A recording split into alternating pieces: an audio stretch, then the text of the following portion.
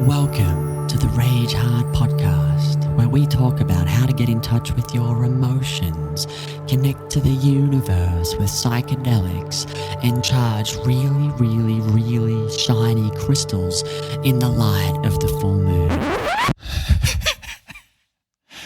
I'm just fucking with you. Instead of having this overthinking, rather like we said before, we get access to this other place that comes from the body that will pull us towards things. And the bottom line is it just feels so much better. It's so much more satisfying. You know.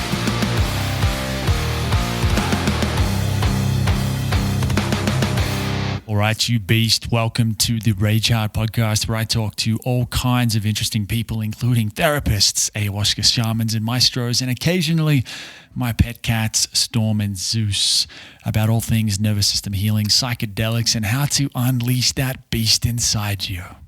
Today I'm talking to Simon Berkowitz. He is a somatic therapist, or perhaps just a therapist. We talk about his journey into the wonderful world of nervous system healing, including what life was like before he discovered these techniques and tools, how it changed after he got into the stuff, and his journey along the way, the things that fell away, how things are better, the benefits, all the big wins, all the interesting stuff. But before we get to that, I want to give you just a quick little update because I feel like it's pretty relevant to the work I do inside Rage Hard and to what this podcast is about. So you may have noticed there has been 2 weeks with no podcasts, and the reason for that is I have been on a psychedelic or plant medicine dieta here in the Sacred Valley of Peru. Now, most people are familiar with, say, an ayahuasca retreat. You might go away for 5 days, 7 days, and do 3 or 4 ayahuasca ceremonies. And there is a bit of a diet beforehand, where you can't eat certain foods. So a dieta, at least the way it's described here, the way we do it here, is sort of like a retreat on steroids. So you can do these dietas for any length of time. You could go to the jungle and do 3 months or 5 years, or I don't know if there's an upper limit to it. But the basic idea is that instead of just, say, drinking ayahuasca in a ceremony, you start to work with other plants, right? So instead of just ayahuasca, this time I was working with lavender and melissa. And most people don't know this, but you can actually start to open up a connection to these different plants where they become psychedelic too, even though they don't have like an active psychedelic compound in them. And you see this in dieta. So it's 2 weeks. You fast for the first few days. And you have a little bit of water the first 3 days, but otherwise it's no food. You're not drinking water during the day for the most part. And then 4 and 5 are usually without food and water. So that's how you start it off. You have a week of lots of crazy dreams, lots of physical stuff happening in the body during the day. Basically, it's lots of cleaning. That's what these plants are very good at. And then you have 2 ayahuasca ceremonies, and then we do it again. So another week of cleaning and 2 ayahuasca ceremonies at the end of that. And you do eat on day 6 at the latest. I think I ate on day 4 this time. Very, very simple food. No salt, no seasoning, no fruit, no vegetables. I think all I ate was rice, chicken, and potatoes for the first 5 days fasting, and then it was rice, chicken, and potatoes with no seasoning or salt for the remaining 9. And to talk about like what a diet is like, all the different things that can happen would take way longer than I have in this intro, and far longer than even, say, a podcast interview, even if I spoke for 2 or 3 hours. So I wanted to just touch on probably one of the biggest insights that for me going into this was, and this is something, the world of feelings, whether we're talking about meditation or mindfulness or somatic work, working with the nervous system, there's various mind-body practices where we are tracking and feeling certain sensations. Or if we're sad, if you've been in this world for this way of working for a little while, you'd be familiar with, well, feel it to heal it, feel the sadness, feel the pain, feel the anger, this kind of thing. And sometimes that's totally what needs to happen. And I've certainly had my share of releases, we might say, from finding a sensation where something seems stuck and feeling into it, and then something really, something amazing unfolds from that. But what I started to notice during this diet, it was during one of the ceremonies one night, is sometimes feelings don't actually want to be felt. They don't want to be experienced. What they want is to be soothed. And the best way to explain this is to use an example of, say, think about a child when they're young, 5 years old, something happens, they get very upset. right? They're crying. They're just so sad and so upset, maybe really scared as well. What they need in that moment is not to sit there in the corner on their own and meditate on their feelings and feel their feelings and just be present with their feelings. What they need, or even take them younger to 2 or 3 years old, before they're in the nervous system world, we would say the ventral vagal portion of their nervous system hasn't fully developed yet, which means they do not have the ability to self-soothe, to regulate that intense emotion. What they need in that moment is for a caregiver, a parent or a caregiver, to come and pick them up, give them a hug, and just hold them. And for the caregiver to be totally calm and regulated, we might say, in their own nervous system, which will send the message to the child's nervous system that everything's okay, that the child is safe, that there's nothing to be afraid of, right? It's not a matter of telling the kid, hey, you don't need to be upset. There's nothing to worry about. That's part of it. But the underlying part is that the person, the caregiver, needs to be feeling calm and safe in themselves. And then the child will almost absorb that by osmosis. This is literally how the nervous system develops. The ventral vagal side, the part of us that knows how to self-soothe, to regulate our intense emotions, develops based on our caregivers. It's a very deep topic. But anyway, so think about that's what happens with the child. The child doesn't need to sit there and feel the fear. They need an adult to come in and show them, to demonstrate, to hold the space that says, you're fine, you're safe. And so what became clear in one of these ceremonies, and this is in some ways nothing new, and in other ways a totally new thing for me. But the idea was, instead of, there's parts of me, there's parts of all of us, right, that are still stuck in a sense of fear or anger or, some sort of pain, something's wrong from the past that's still just going on in the nervous system. And like I said, sometimes just feeling it isn't what it needs, because when we focus on it, it's almost like our nervous system goes, oh, all I'm experiencing right now is this sadness, this pain, this fear, this anger. And it can start to perceive that as a threat, which activates the sympathetic, the fight or flight, which then makes it seem like even more of a threat, which activates the sympathetic further. And we sort of spiral into negativity, and it just gets worse and worse.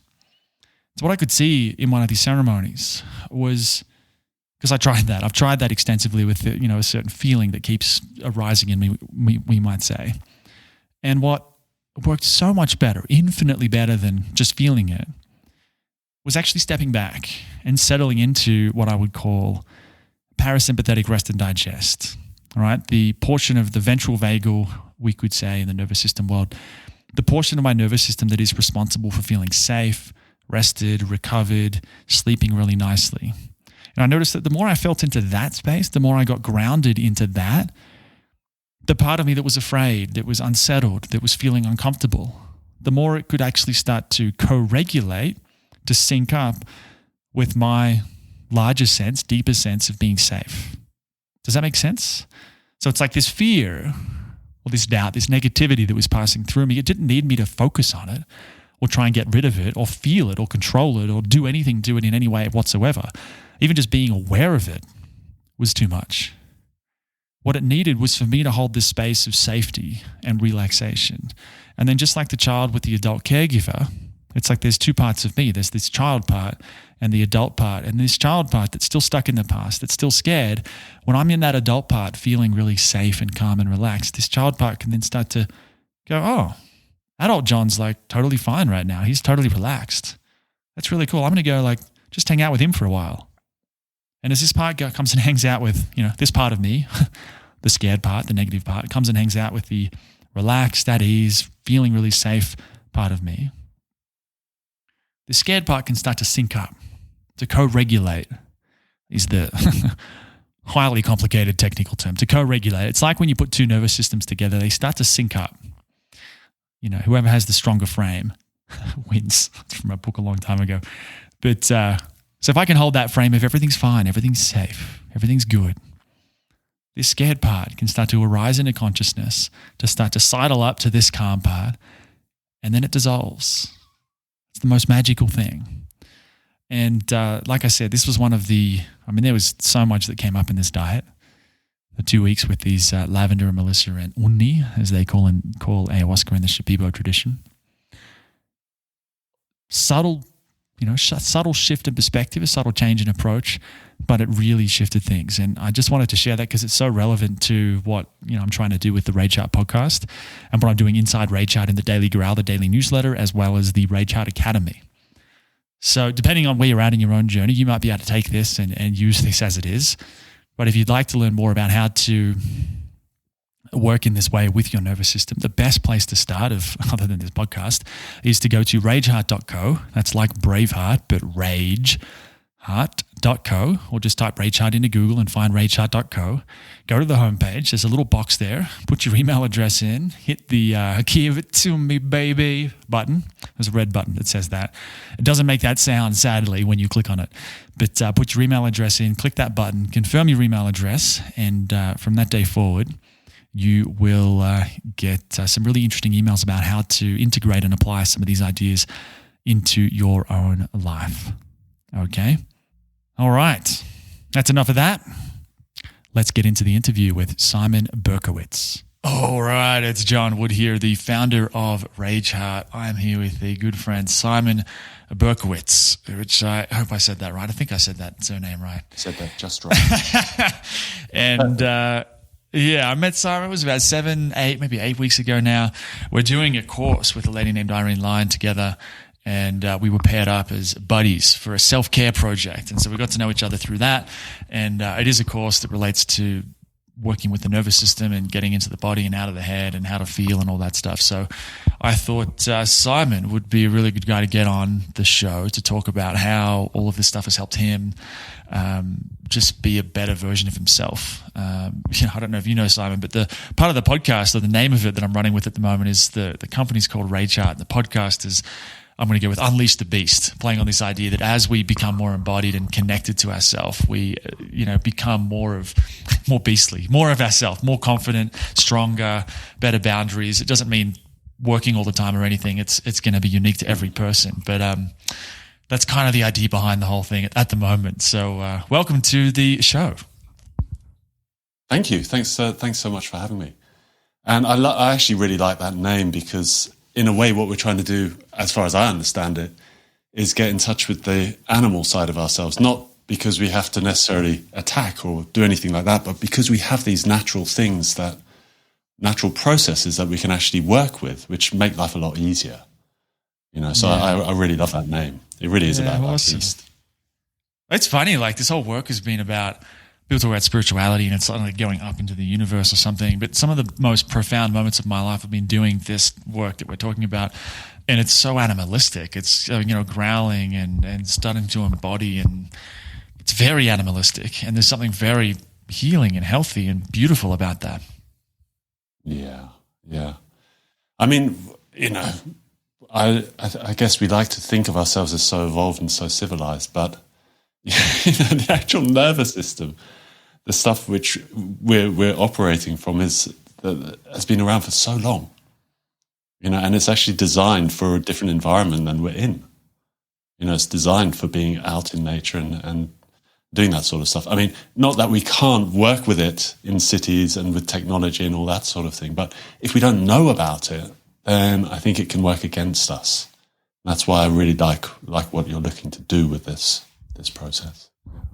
Yeah. So before I want to get into your story and sort of how it's all helped you, but maybe before we do that, just give the listener a little bit of just a quick little background on who you are and what you do and what you're all about. So I have been absolutely, totally addicted to learning, and particularly personal growth type stuff since I was probably a teenager, which is a very long time ago. I pursued it as a hobby initially. I did a degree in economics, and then I trained in acupuncture, and I worked like that for 15, 20 years, doing other trainings at the same time. So a lot of body work, craniosacral therapy, massage, various bits which are aligned to that. And then on the mind-body side, I did trainings in hypnosis and mindfulness and compassion training.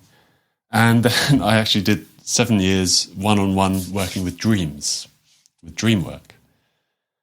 And everything that I worked with, I found was wonderful, but it had these gaps. So the acupuncture, it's wonderful and can help a lot with mental, emotional conditions, but it doesn't have, unless you train in special aspects of it, doesn't have this capacity to work with the person. Hypnosis is wonderful for reinforcement, but I didn't like the approach to how to work with trapped energy, trauma, whatever way you want to call it. And each one of them had that. So eventually, it was quite a while ago now, I landed on the nervous system work and encountered Irene, who is the person who's doing this course, and did a short course with her, had a gap, and then came back to that 3 or 4 years later. And I really do feel that all these methods are really, really valuable.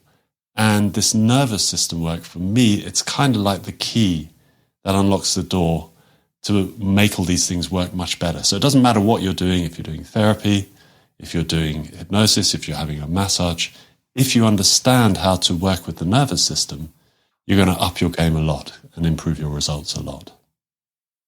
So that's a cool way to put it. Yeah. Yeah. Yeah, I've never heard that way because, one of the ways I've been talking about it in Rage Heart, the newsletter, is talking about how you got all these other things you can do, meditation and a million different things. And in my experience, they just don't work that well. I knew for me, it wasn't until I found the nervous system stuff that things really started shifting and shifting very quickly, even though it's a long process. It was like everything else up until that point. I mean, you could frame it up your way as well, where it's like that stuff, these things do work. That's why they're so big and they're popular and they're out there. But I like that idea of the key that unlocks them all is the nervous system stuff or being in the body. Once someone can learn how to feel and be in their body, all of a sudden, it's like, oh, this is how I need to meditate, or this is how I need to do, I guess, hypnosis. I don't know anything about hypnosis, but these different other tools start to make sense and you can fit them into the nervous system map. Yeah.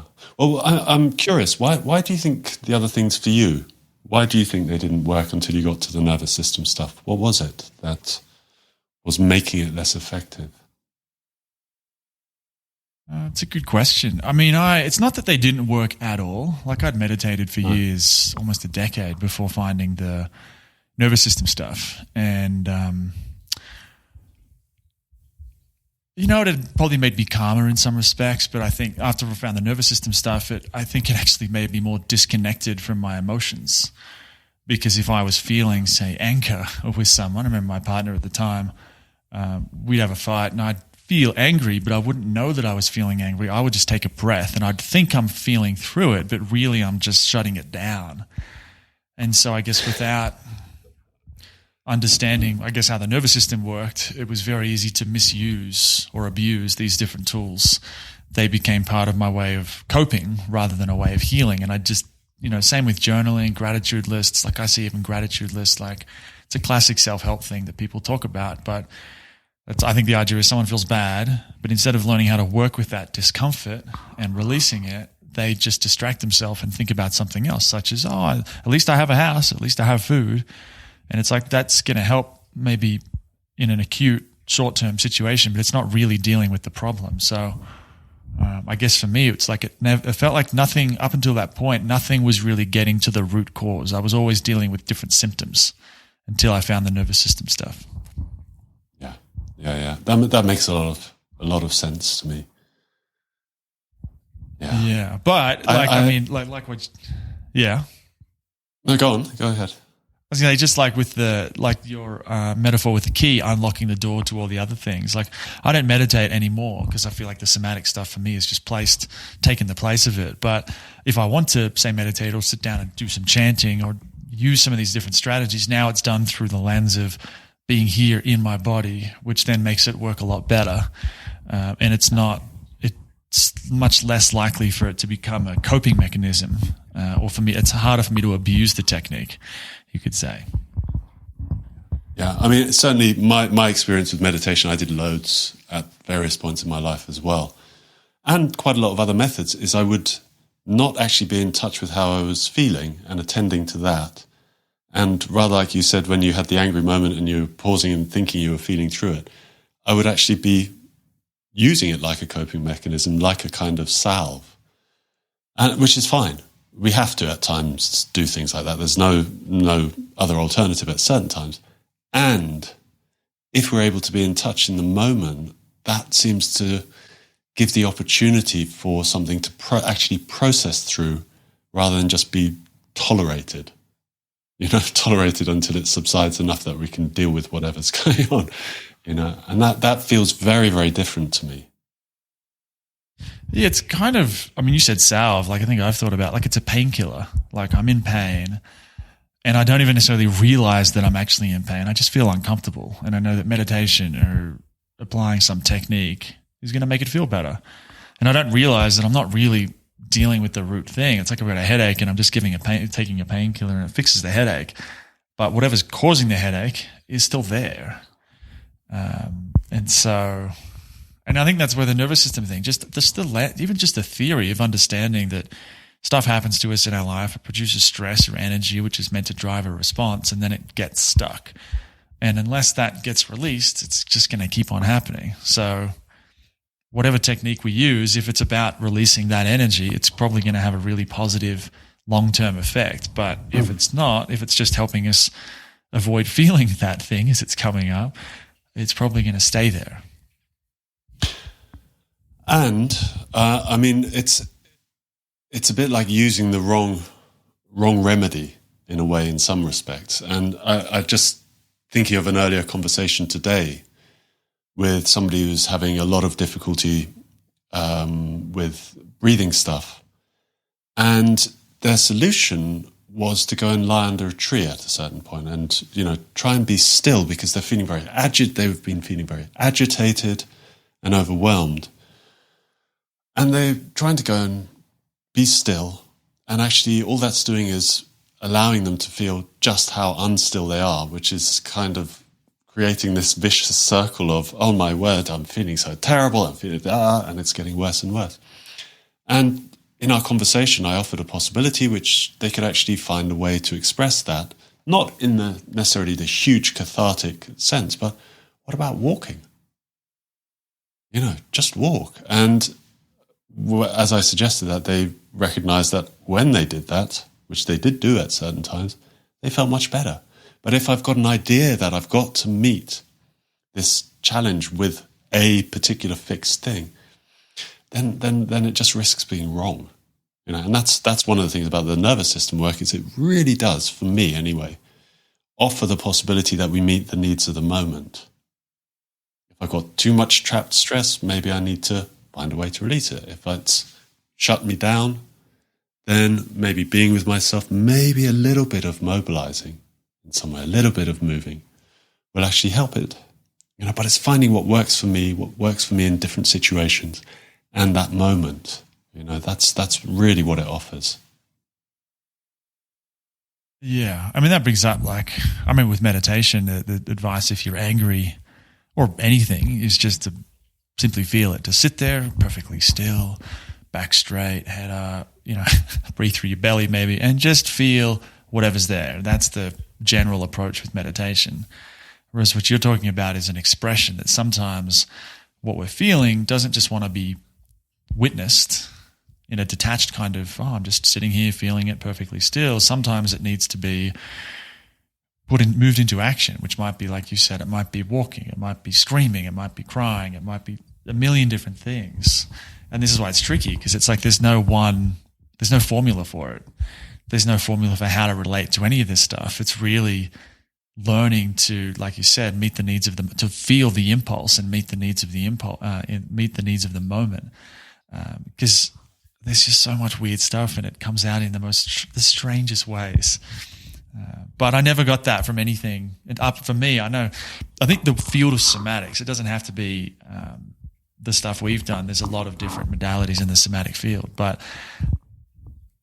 And I don't know, for me, it wasn't up until the point where I found the nervous system stuff. No one had ever really explained any of this stuff to me. And most people don't seem to know anything about it. It's crazy to me. It's so useful.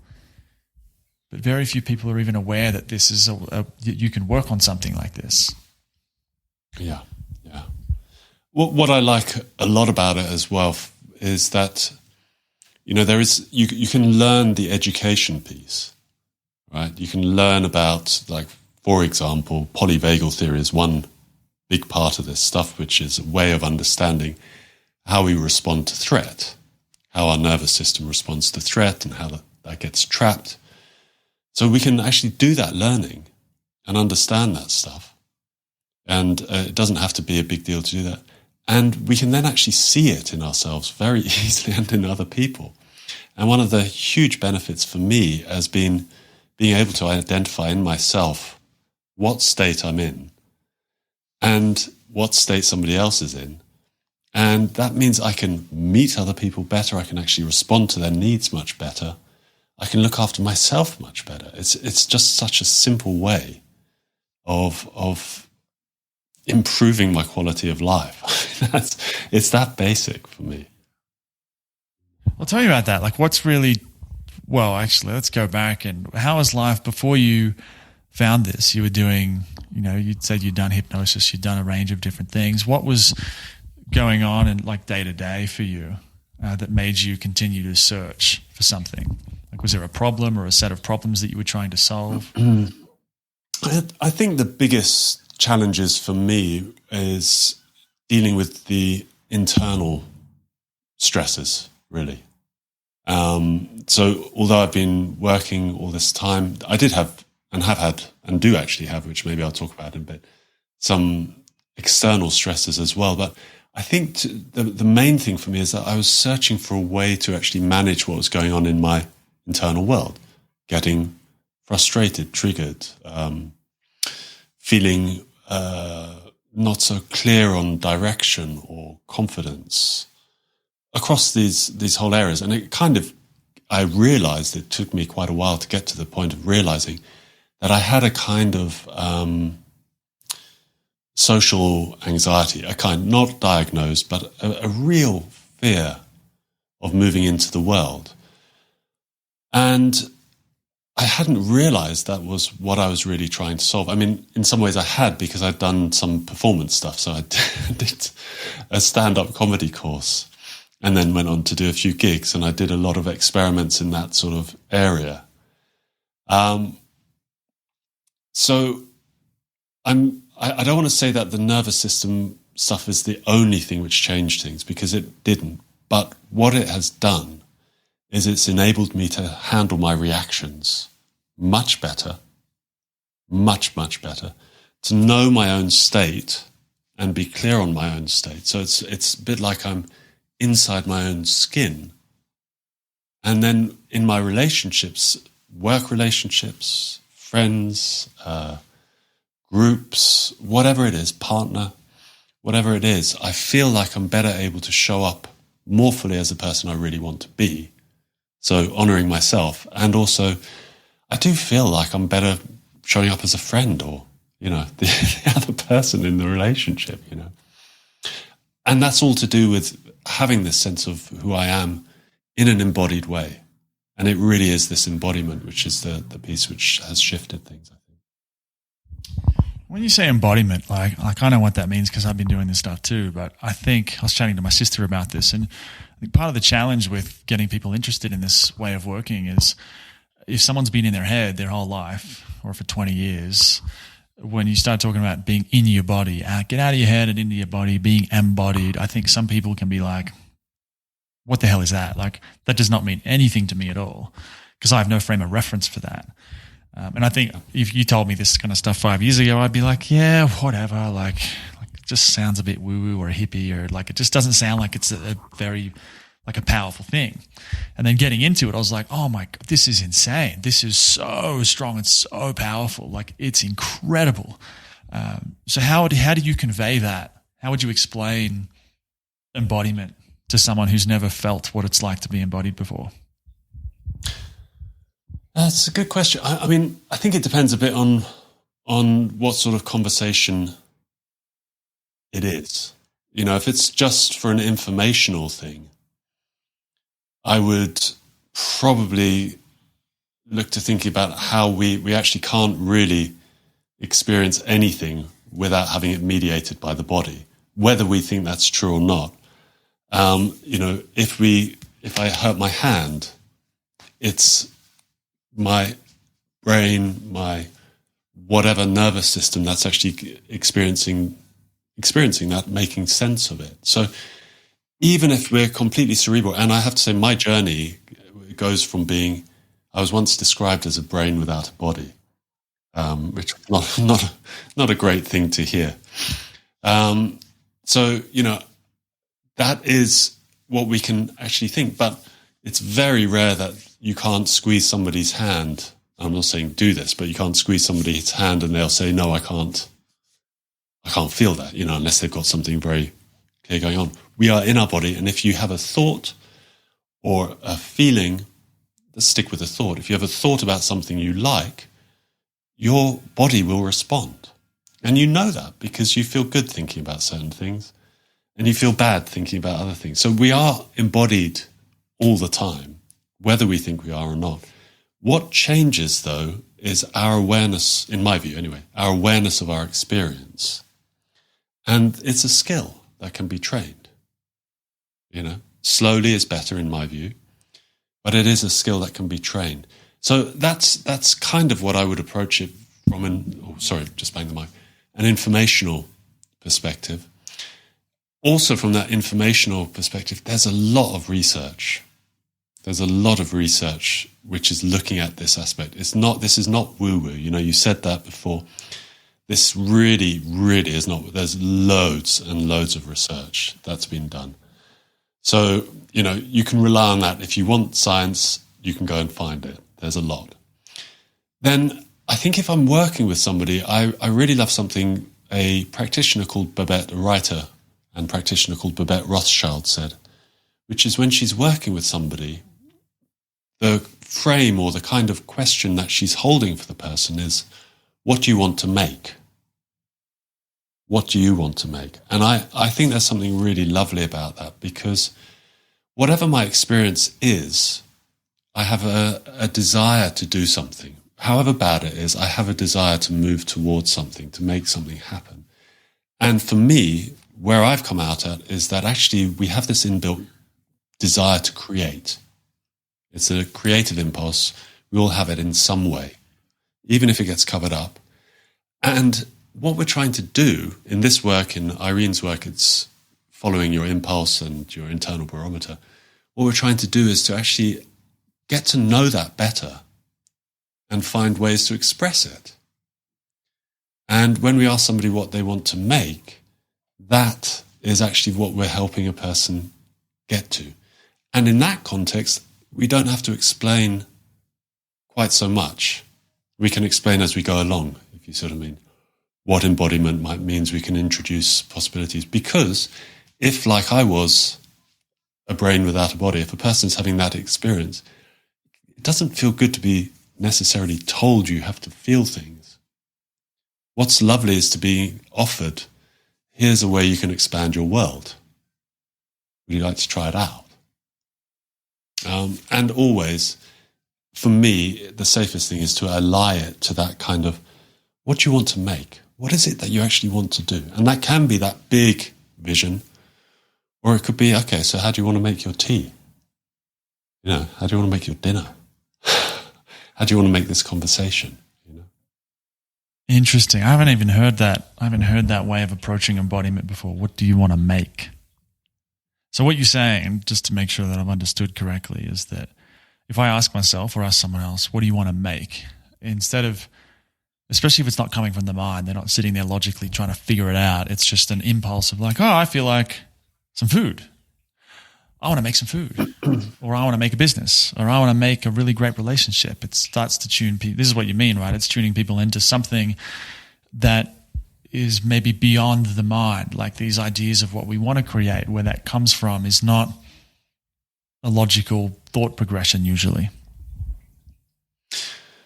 Well, it's always a bit tricky because we do need our thinking, so there is that. And I feel like, for the way I see things, is that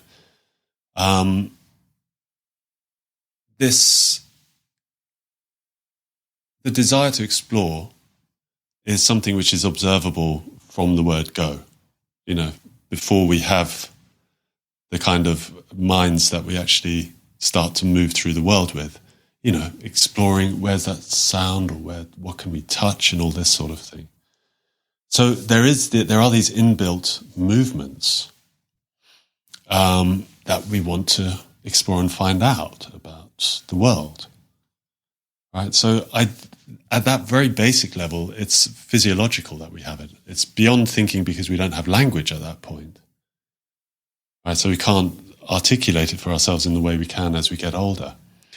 So this is built into us. So it is a sorry. I'm just wondering. You looked like you had a comment, which you. Well, I'm smiling because what you're talking about is, I get it when we do like the movement practices, right? So, Irene teaches this. I've got this in Rage Heart as well. But noticing as we move, it's not thoughts that are moving us. Something else is doing the moving or creating and initiating the whole thing. And by tuning into that, this is that embodiment piece that you're talking about. We start to feel that we can move the mind just like we can move the body, but we're neither of them. We are this thing that's very hard to pin down with a word anyway, but can very much be experienced if people learn, if they get better at feeling. There's no way that, well, when I did this dream work stuff, the guy, I was thinking about this the other day, the guy who was a very wonderful teacher in many ways, one of his first ideas, I can't remember who it came from, but it was one of these great thinkers, was if you take a shape like a square and put it in a circle, you've got a gap between the shape and the diameter of the circle, yeah? If you add sides, there's less of a gap. So you've got a pentagon, you've got a five-sided thing. There's less of a gap, but there's still a gap. And this great thinker's whole thing was that no matter how many sides you add to your shape on the inside, you're always going to have some kind of gap. Lots of little gaps around it, yeah? So you get the sense of this. And he used that as a metaphor to explain how our thinking tries to recreate reality. And it never can. But our feeling sense can have a bigger view than the thinking mind. And this is one of the reasons why, for me, what you're saying about, we get in touch with this other part of ourselves, why it's so lovely, because we get information in many different dimensions, which we don't have access to in thinking. And it's really a lovely experience. That's part of my real passion for this work, is that my quality of experience in the moment, my experience of a cup of coffee, my experience of looking at a sunset has just got so much richer as I've moved away from being limited by the thoughts about how things should be or what I'm looking for, and let that open out. So I think that's something of what you're talking about, maybe. Yeah, I mean, this has been as a marketer, I've been doing marketing for 10 years and then getting into this nervous system thing, going, oh my God, this stuff is amazing. We've got to share it with people. But a lot of the time I find it's explained and just very poorly, so that people who get it makes sense to them. But to, say, friends of mine who've never done any of this, they've got no idea what to make of it. So they just don't do it. So then I've been thinking a lot about, well, how do I communicate? How do we explain this better so that people who have no experience with it can start to get interested and start to get the value from it? That's why it's such an interesting thing to talk about. The way that seems to resonate at the moment with the people I'm working with is talking about, most people have a mind that just doesn't stop. That's a very common experience for the average Westerner, or to be a brain without a body, to be constantly thinking. But they might not understand what it feels like to be in their body. But a lot of people understand, at least even if it's never happened, they can still get a feeling for, what if you could just stop your mind? Just like that, without meditating, without going to therapy for 10 years. What if you had a way of working with yourself, with your system, of using what you are, your awareness, and you could just silence your mind? Not permanently, not forever, but you had a way to just stop the mind in its tracks anytime you liked. And I wonder if, like, that kind of angle or approach seems to resonate with a lot of people who are probably think a lot, because that's something that they can, I kind of know what that would be like. Like I have moments when I'm living my life when the mind kind of stops. And if I could have more of that kind of stuff, that'd be pretty interesting. And it's the same thing you're talking about, where it's like as the mind starts to recede, or as we start to become less identified with how our mind is putting everything into boxes, it's like we realize there's this whole other world out there, that whatever we've been experiencing through our mind is not reality. It's just our ideas about reality. And you get that out of the way, you start to have that expansive, beautiful, rich experience that you're talking about. So it's just, playing with different ways of saying the same thing to see, okay, what's really landing for people. Because if we can get, I really believe, we can get more people into this, we'll make the world will be so much better for everyone.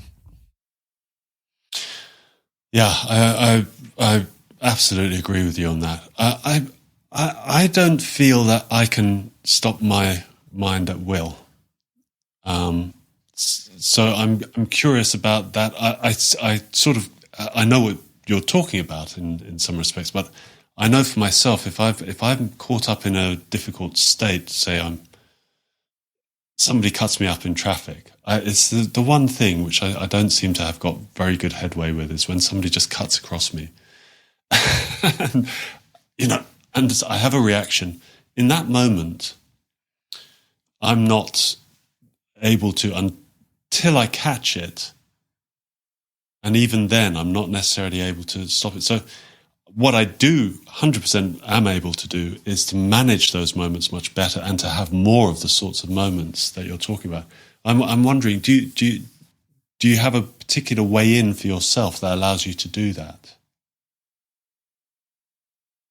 I mean, I'm not perfect. I'll start with that. Like it's not like my mind is quiet all the time, no matter what happens. But, if I go and sit down in the garden and I'm just feeling the ground and looking around and orienting, as we say in the nervous system work, there's still thoughts, but they're few and far between. Like they just and if I'm really stressed and activated, like I don't really get into traffic things very often, but let's say I'm triggered from something that happens. One thing for me, right, currently is like a mild form of OCD, right, where I'm checking the stove repeatedly. Not enough where it's never been diagnosed. It's never been so bad that I can't leave the house or anything. It's a few minutes each time if it's bad. And that's something I'm still working with at the moment. I have a much better understanding of what it is and why it's happening. But that's partly a thought-based thing, because I'll go to look at the stove. No, it's off. The mind will fire off this disaster scenario of the house burning down for some reason. And then I'll be like, oh, shit, I better check the stove again. I'll check it. Oh, it's off. And then the mind fires off a thought about how maybe the gas is on. So it's partly a thought-based thing. And so I don't have complete control, you could say, over thoughts. And there's still cleaning up, I suppose you could say. There's still stuff I feel like I'm cleaning up out of my nervous system. But for the most part, it seems to work better. The more still I am. If I'm sitting in the garden and just looking around, thoughts will come and go, but they're just not sticky. They just kind of flow on past. And it works better with my eyes open, actually. I'm not really meditating. I don't feel like I'm meditating. It doesn't seem to take much effort. There's just very few thoughts. And then the more I'm moving, so if I'm doing the dishes or if I'm working, there's going to be a lot more thinking activity involved, because I think partly because the mind is mirroring the body. But it's more, I guess what I mean is that if I feel the ground and look around and feel my breath and bring in some really gentle, slow movement, the mind is, the volume of the mind, you could say, has gone from 95% to about 5 or 10% in a split second. And I think that, it's not perfect, but that's a huge step forward, from where I was, and I think where most people are with their minds. That's kind of more what I'm talking about.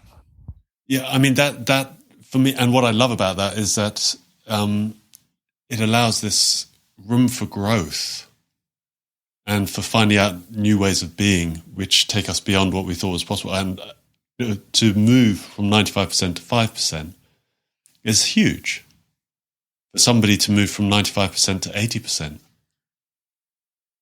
is huge, depending on what their situation is. And I think that's probably the orientation I tend to look towards, is this ongoing improvement, and it can feel like we're not doing much because these methods aren't dramatic. In my experience, anyway, they're kind of quite gentle and subtle. Orienting, which you're talking about, this looking from one object to another, if we're using the eyes as that vehicle. It's not a big expansive thing. And yet, over time, it has this cumulative effect, which is very, very powerful. And orienting, particularly for me, has given me this opportunity to observe how my mind moves. And I can see, because I can now allow my orienting to happen, it will show me exactly what's going on in my mind. It's fascinating,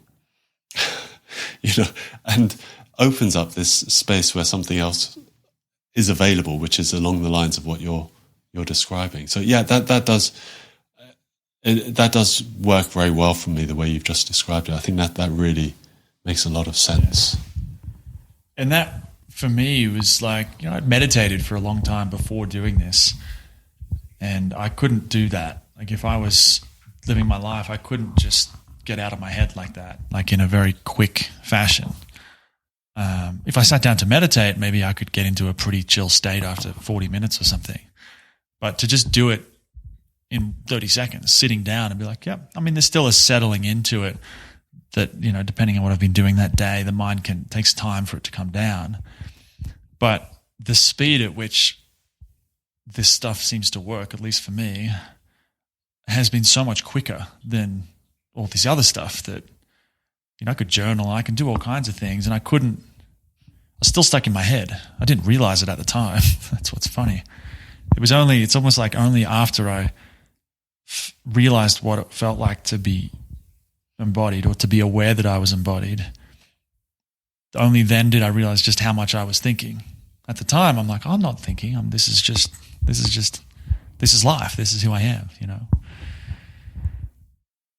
It makes me think of what we spoke about at the beginning in regard to that beast or animal sort of side of things, because I think for me, the reason it can work so quickly in bringing us through something is because it's actually working with our body's natural process of harmonizing itself. That's really what the aim is. The aim is to remove the blocks to our body's ability to go into an activated state, because I need to have energy online to do something, whether that's a physical thing or a mental process. I need to be able to get activated, aroused in that way, and then come out of it. And the big problem in our society is that we get aroused by something or worried by something, and we stay up and we stay up, and we, because of our patterning, don't have ways to allow it to come down. And what you described, for me, that speed that it can work at, is very much to do with that ability to, through the methods, through the practice, and that's the important bit. It's not a magic thing. It's regularly attending to the practice, having places where we can go, where we can do that, places where we can get to experience how we work and, do the thing. We start to see that we can actually allow that coming down to happen. And probably, if going back to your way of getting your mind clear, that is what's going on. That is the way that it happens. For me anyway, is that we've actually just allowed our body to, I don't have to carry that anymore. Oh, what a relief. I can have some pleasure. Mm-hmm. It's funny, like, I'm in Peru, and so I've talked a bit about the ayahuasca and San Pedro and different psychedelics or plant medicines. And a continual learning with these plants is that my mind, my thoughts generally, thinking is a beautiful thing. It's absolutely useful and necessary. But in certain situations, the mind, like in a plant medicine, in a ceremony, there can be things moving through the body, things that are expressing the same kind of stuff we're talking about. Stress responses start to move. But if I think, it's like I block the whole process from completing itself. And it's the same thing in somatics. It's just, I think the way plant medicine tends to work, it's a bit of a magnifying glass. So if I have a tendency to control or to think about things and block things, it's like it'll blow that up to 1,000,000 times bigger and shove it in my face so I can't avoid it anymore. But I think it's the same thing with somatics, or even what you're talking about is a big reason why a lot of people are so stressed. It's because they're thinking. They get into a car situation, an accident or a close call or something, they get angry, and then they think about it for the rest of the day. And then that's blocking, or it keeps them in that activated state because they're repeating and replaying what happened over and over again, and the body's staying in this fight or flight. And what you're talking about is if we stop thinking and just feel what's happening, it's like the process, we don't even have to do anything. We just have to be there for it. Just be present, really just feel what's happening. It just works itself out. It's like that's what you're talking about, right? The body will harmonize itself if we just get out of the way, or if we get the mind out of the way, which I think is less about not thinking and more about just not getting caught up in the thinking. It can still happen, but it's just like, oh, okay, I'm over here, thinking's over there. Okay, I'm outside of the mind. The mind can still do its thing, but I'm going to be here in the body and feel everything, and then just kind of works itself out. It's really beautiful. If you're enjoying this episode of the Rage Hard podcast, I would love it, of course, if you could hop over to Apple, Google Podcasts, or Spotify, wherever you listen to podcasts, and leave me a rating or review. Of course, 5 stars is absolutely preferred, but if you leave me a crazy 1-star review with something funny, I'll probably read that out on the show too. And if you drop a link in there, I don't even know if you can drop a link in the review text somewhere. But if you somehow manage to get something in there, I'll even mention that in the intro. So, or hey, just do it just because you love the show. It really helps me get the word out. This is, if you can't tell already, I believe in this stuff, this working with the nervous system, working with the fight or flight response more than just about anything else.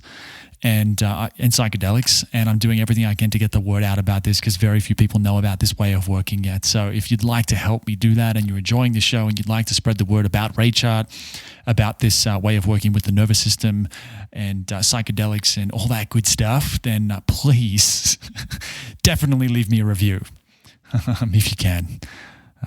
Very big thanks if you can do that. Now let's get back to the interview.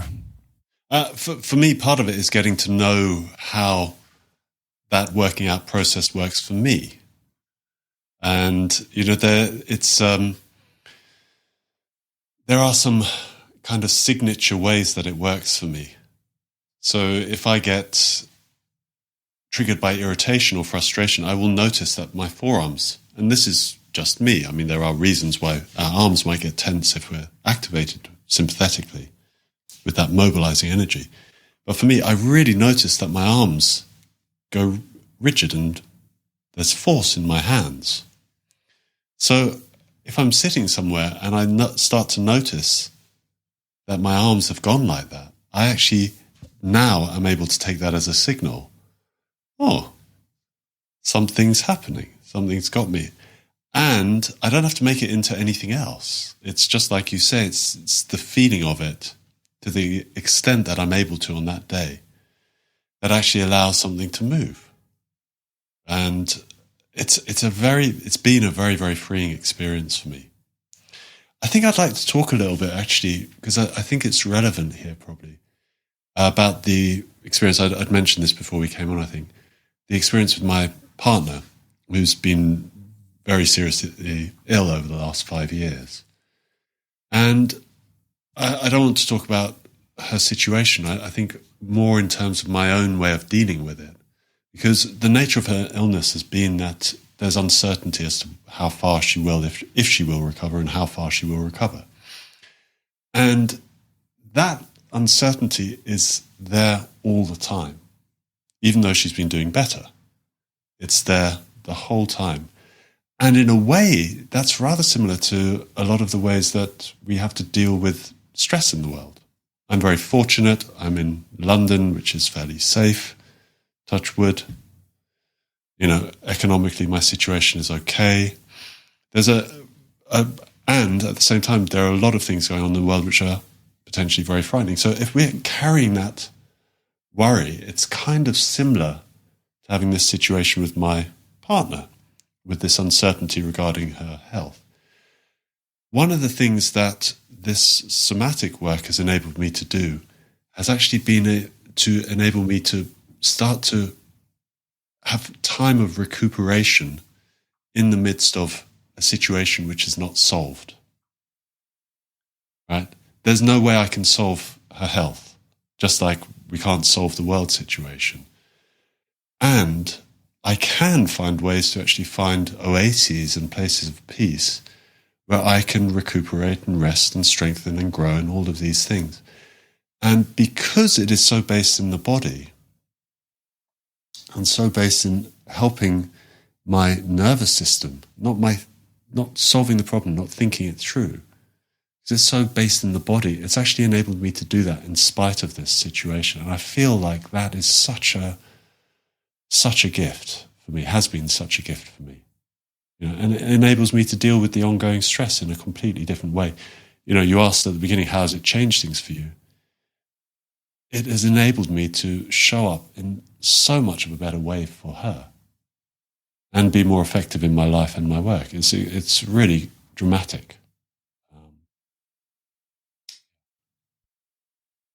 What do you mean? So like I understand, but what specifically, let's say you didn't have these tools, you didn't know how to do all this stuff with the nervous system. What might have happened? How might you have behaved, do you think? How much? Sorry, I didn't hear that. What would you have done differently if you didn't have these tools? How would you have, yeah. Well, I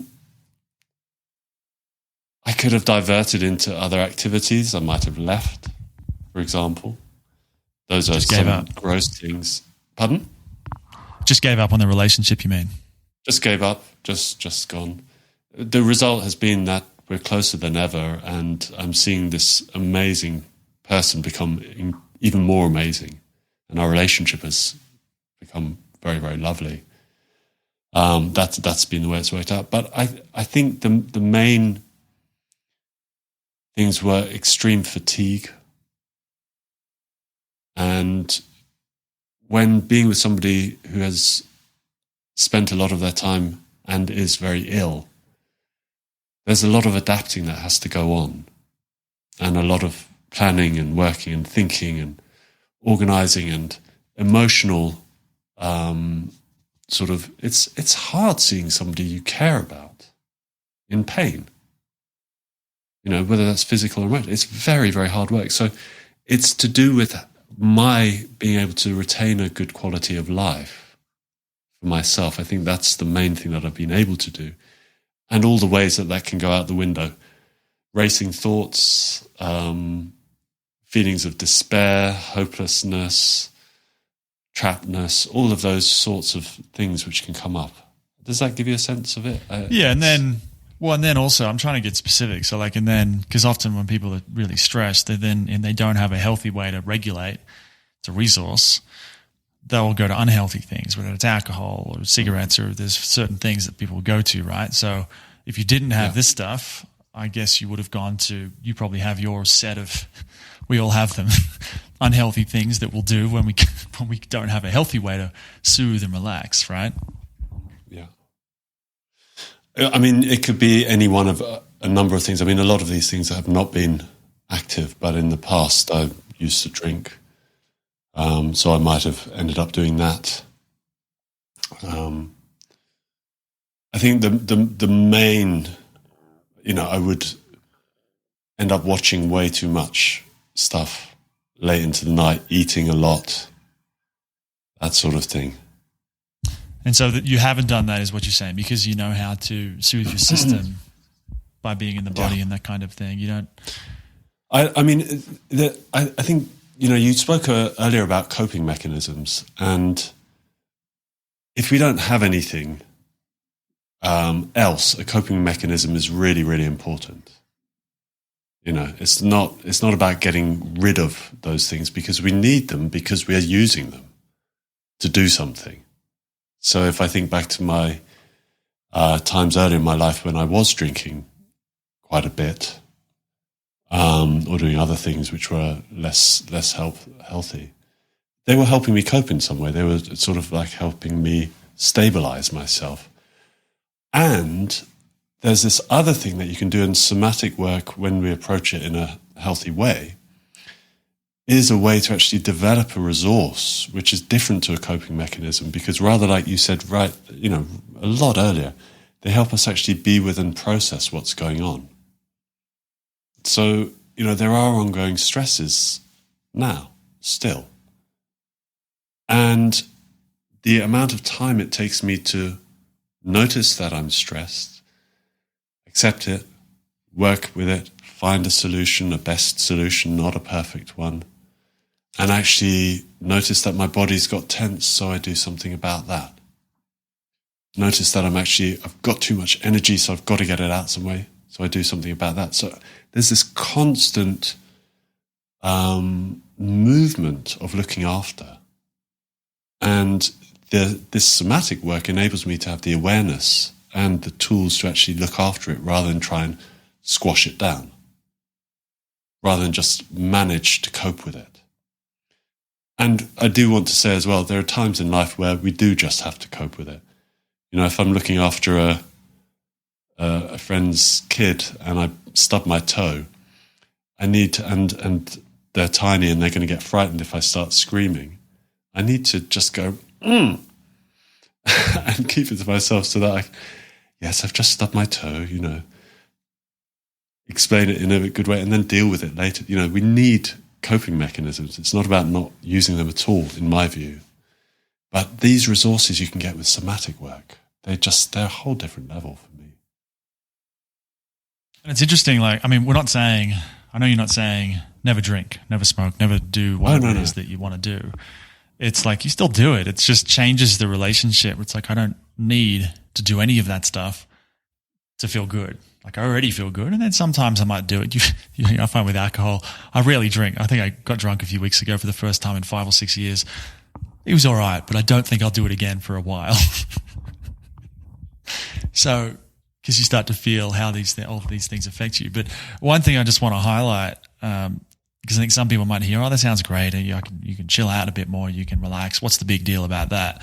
But I think when we look at life trajectory, if you left your partner, that would have changed everything. You would have been on a completely different life path. Or if you had been drinking every night or eating lots of food and then watching lots of TV, and you did that for a very long time, that would make huge changes in where you were going in your life. So a simple thing of just knowing how to relax by working with your nervous system, knowing how to build a healthy resource internally so you don't need these other things.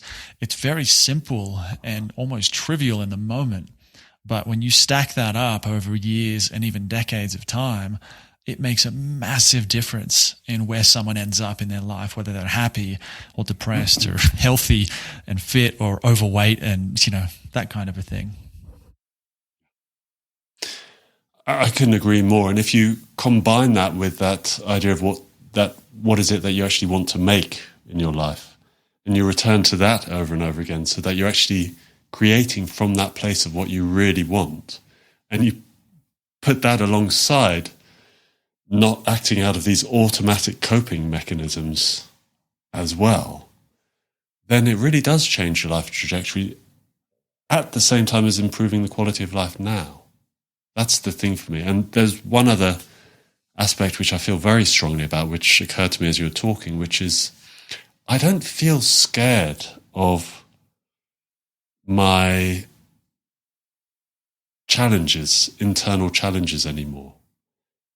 And I don't feel I've said that very well, but I now know, because I've done this sort of work a lot, I now know that I can deal with pretty much anything that comes up, or even if I can't deal with it, I'll find a way.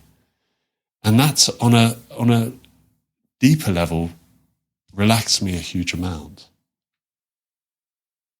And because if we want to move towards a more creative way of living, we are going to be testing our edge. We can't avoid stresses coming up. There's a David Bowie quote, which I'll get completely wrong or just paraphrase, where he says something like, he knew he wasn't being creative if he was feeling comfortable. And there is some truth to that as we test our edges and want to move beyond our current world that we're in, we will come up against our boundaries, and that will be a stress. So at the same time that we're dealing with the stresses in our life, we're actually building a tolerance and a capacity to deal with more stress, more helpfully, and that enables us to actually create more. It's a virtuous circle as we go on.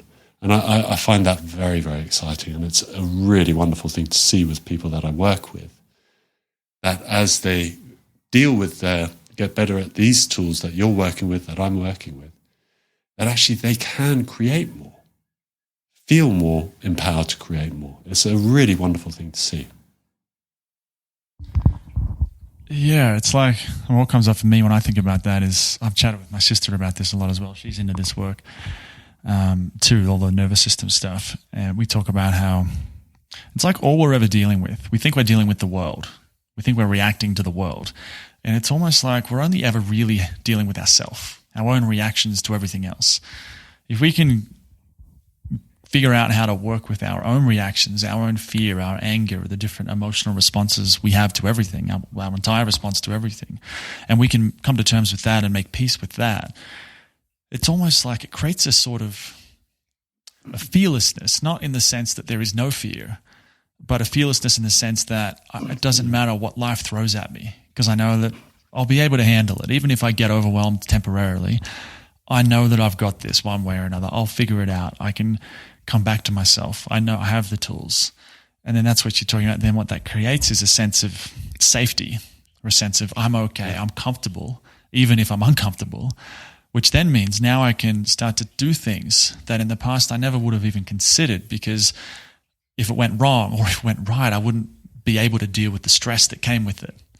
And now it's like, well, okay, well, now let's try and make some more money. Let's start that business. Let's meet that person. Let's do these things that in the past I wouldn't have done, because now I have that, whether we call it capacity or a sort of fearlessness or just feeling safe. There's different words for it, but it's that same thing I think you're talking about, where we just get more comfortable with everything that's happening, even the uncomfortable stuff. Yeah, absolutely. I couldn't agree more. And I like the way you brought in different words for it: fearlessness and increased capacity and safety, because it is something which it's an ongoing process of orienting ourselves in a different sense of orienting to the one we used before, which is the technique, but of directing our attention to what we really want.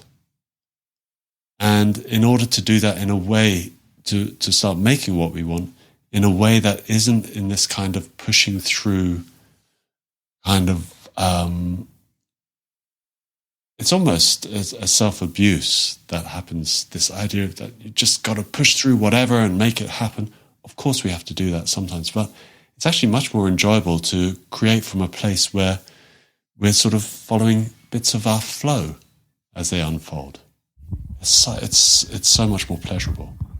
Yeah. I mean, I was chatting to someone here the other day in a San Pedro ceremony, and we were talking about this idea of purpose and creating, I suppose, but doing what you want to do with your life. And I think in the past, before I found this stuff, it was all very mental. I'm trying to figure out what I want to do. I'm going to journal about it. I'm going to do like exercises and write, and maybe eventually I'll figure it out and then I'll go and do the thing. And I did lots of different things, but it's like I was lacking it was like an empty fuel tank. Like I'd go for a few weeks or a few months and then get bored. And we were talking about with this guy Bernard, he lives here in the Valley, about doing something, wanting it to come from the heart and the gut. That it's like the body, there's this, that's that impulse. It's like a somatic or a physical thing, like we're being pulled towards whatever it is that we want to create. It's not I'm chasing it. It's almost like it's just drawing us in. We can't help ourselves. Kind of like, which I guess goes back to being a kid, where it's like you don't think about what you want to do. You don't analyze it. You don't see a career counselor. You just know. You're just a kid. You go climb a tree. You play in the park. You play video game, like a million different things that you just it's all impulse, Yeah. And the ideal for me is that we can have our mind working We can have our thinking mind working for us, with us.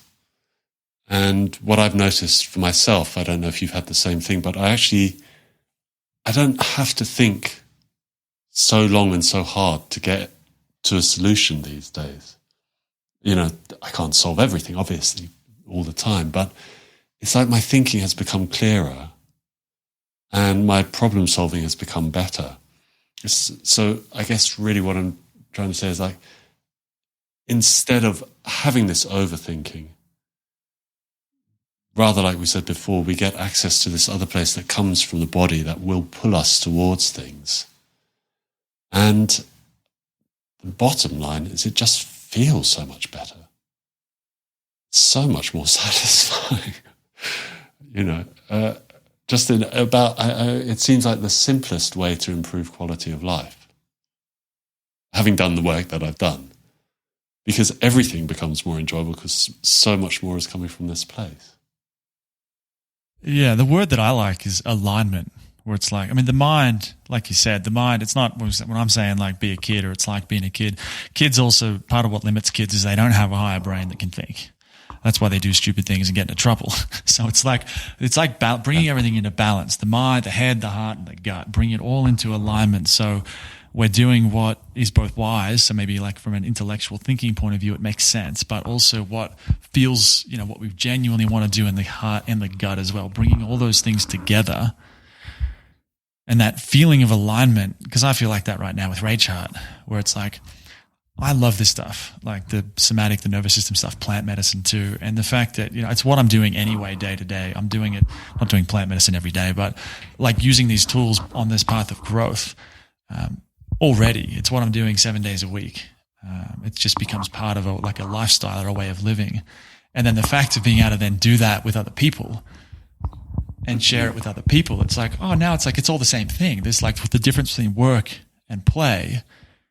They're very blurry right now. It's almost just all one big thing. Life is just life. It's not like, here I go to work, I guess I got to do this thing that I don't really enjoy.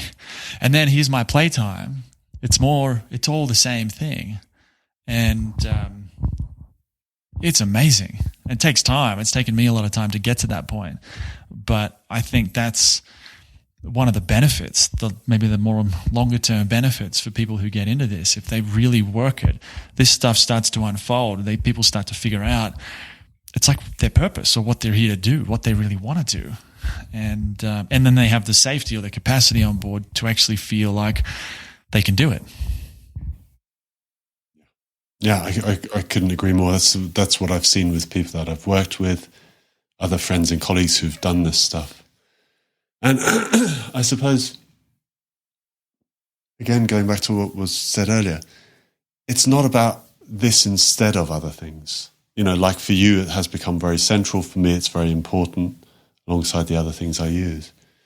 But for me anyway, it will make everything else that you do easier and better. That's my sense. I suspect for most people. And, you mentioned the higher brain being online and how it isn't always the case for kids. When I've overreacted, my higher brain is not online. That's part of the definition of this stuff.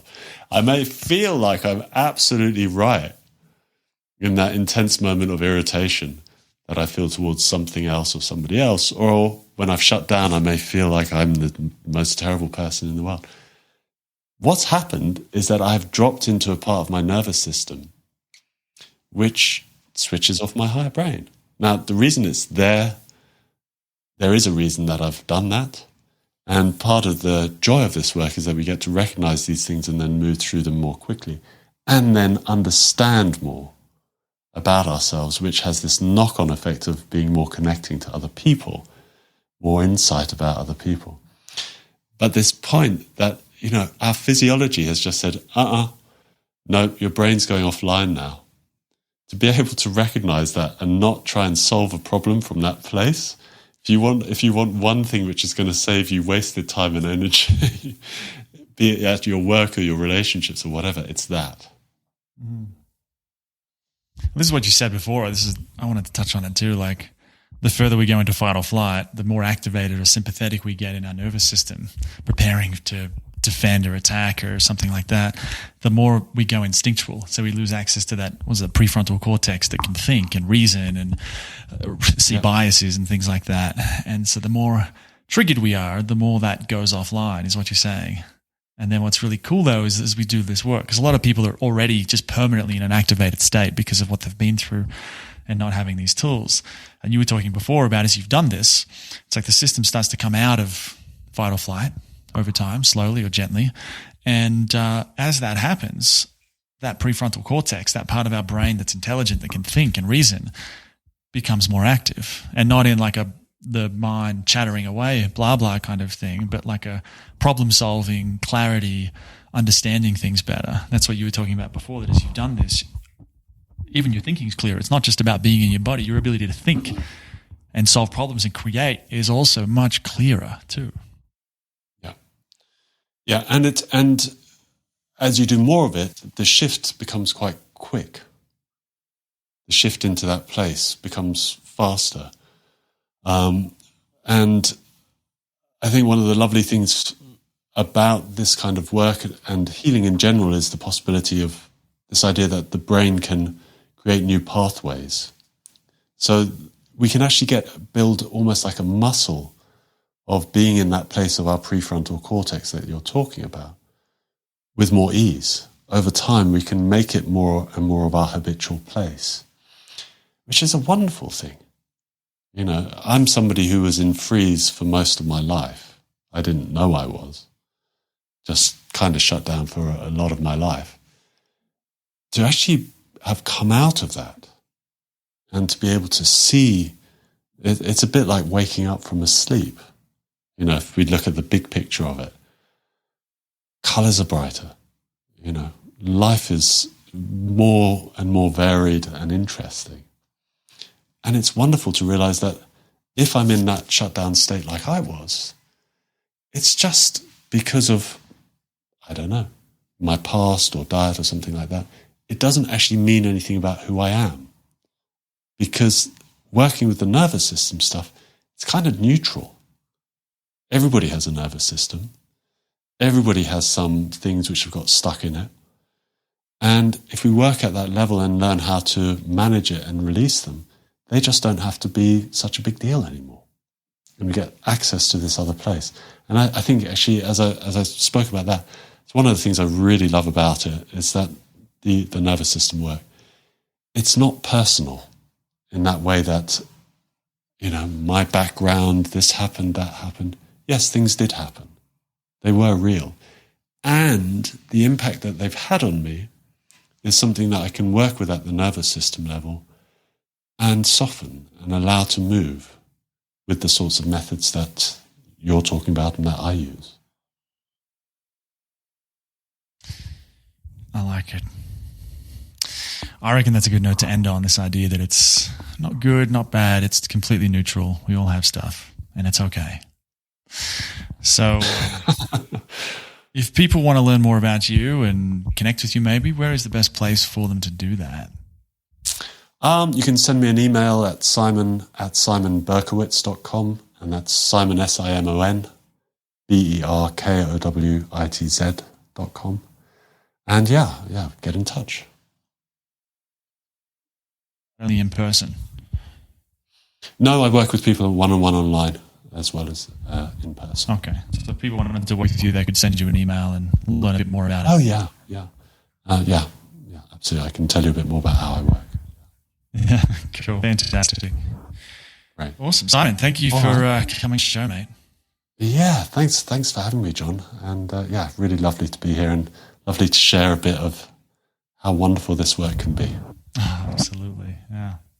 All right, just before we wrap up here, I've got some bad advice, some hilariously bad advice you should not follow from the internet. I love the internet, right? We all do. There's so much funny shit out there, right? So many different memes and stories and jokes and all kinds of random stuff. For example, take this piece of advice from someone's quote-unquote no-nonsense grandfather. If you see a bear and don't have time to run away, give it a hug, because bears cannot scratch their stomachs. That's from Rose Everleth on Twitter. and to no-nonsense grandfather.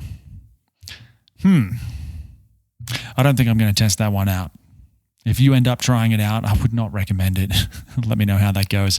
What about this one? When I started learning how to drive, my dad, completely serious, said to me, always weave a little and all the other cars will stay away from you. That's from Carlin Stevenson at Cocoa Beach in Florida. In other words, drive offensively, also known as drive in a way that scares the hell out of everyone else. I'm not saying it won't work, but there might be some other ways, some better ways to avoid killing yourself, like driving properly. Humans are a bit weird like that. Here's another one. Take a deep breath to calm down. Right? It's so common. This sounds like it's good advice. Everyone says it. If you're stressed out, hey, just take a deep breath and relax. But is it actually good advice? That depends who you ask. In the world of nervous system healing, which I talk about a lot here on the Rage Heart podcast, the answer is on the Rage Heart email newsletter, the Daily Growl.